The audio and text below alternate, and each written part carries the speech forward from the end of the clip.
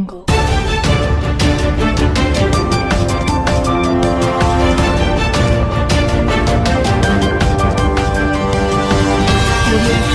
તાલુકા પંચાયતમાં નકલી એનેના કેસો, નકલી કચેરીઓ, નકલી અધિકારીઓ, નકલી પોલીસ, નકલી જમીનદારો અને હવે દાહોદ તાલુકામાં નકલી વિભાગીય કો-ઓ સોસાયટી કતવારાના નામે ₹31,40,235નો નકલી સરદાર આવાસનો ચેક નંબર 1,92,648નો તારીખ 20 જૂન 2018નો જોવા મળ્યો.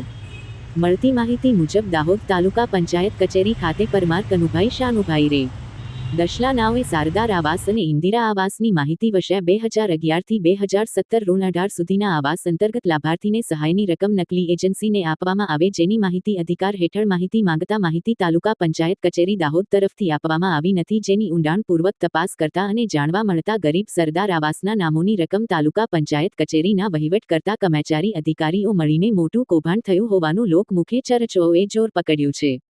સદર માહિતી મેં જિલ્લા વિકાસ અધિકારને અપીલ કરતા જાણવા મળતા જિલ્લા પંચાયત દ્વારા આ કામે તપાસ સમિતિની રચના કરવામાં આવી હોવાનું જાણવા મળે છે, જેને અંદાજિત 3 વર્ષ સુધીનો સમયગાળો થવા આવ્યો હોવા છતાં આજ દિન સુધી તપાસ સમિતિ દ્વારા જિલ્લા પંચાયત કચેરીમાં રજૂ નહીં કરી થયેલ ભ્રષ્ટાચાર દબાવવામાં મદદગારી કરતા હોય એવું જણાઈ રહ્યું છે. માનનીય મુખ્યમંત્રી શ્રી અને નરેન્દ્રભાઈ મોદી સાહેબ દ્વારા ગરીબોને મકાન વગરના લાભાર્થીઓને મકાન આપીને ગરીબી દૂર કરવાની કોશિશ કરી રહ્યા છે, ત્યારે ગ્રાઉન્ડ લેવલે ભ્રષ્ટ અધિકારીઓ અને કર્મચારીઓ તથા એનજીઓ મળીને મોટા પાયે દાહોદ તાલુકામાં ભ્રષ્ટાચાર કરતા જોવા મળ્યા છે. તાલુકા પંચાયત દ્વારા બેંક ન હોવા છતાં વિભાગીય કો-ઓ સોસાયટીને કતવારાને કયા કામનો ચેક તાલુકા પંચાયત કચેરી દ્વારા આપવામાં આવ્યો છે, જેની માહિતી આજ દિન સુધી નહીં આપવાથી મોટો ભ્રષ્ટાચાર થયો હોવાની લોકમુખે ચર્ચાઓ જોવા મળી રહી છે. તો જિલ્લા પંચાયત કચેરી દ્વારા રચવામાં આવેલ તપાસ સમિતિ પાસે વિલંબ થવા બદલ ખુલાસો મેળવી જરૂરી કાર્યવાહી કરવામાં આવે તેવી અરજદારની માંગ ઉઠવા પામી છે, અને માહિતી વારંવાર માંગવા છતાં સમયસર નહીં મળશે તો જિલ્લા પંચાયત કચેરી અને તાલુકા પંચાયત કચેરીનો ઘોરાવો કરી ધરણા પર બેસવાની ચીમકી ઉચ્ચારી હોવાનું જાણવા મળે છે. આમ તાલુકા પંચાયત કચેરી દાહોદ દ્વારા ગરીબ આદિવાસીઓના લાભાર્થીઓને ના આવાસ ઇન્દિરા આવાસમાં મોટો ભ્રષ્ટાચાર થયો હોવાનું જાણવા મળે છે. તો હવે જોવું રહ્યું કે માહિતી અધિકાર હેઠળ અરજદારોને માહિતી આપવામાં આવે છે કે પછી સબસ્લાતના ગાણા ગાતા રહે છે, તે જોવું રહ્યું.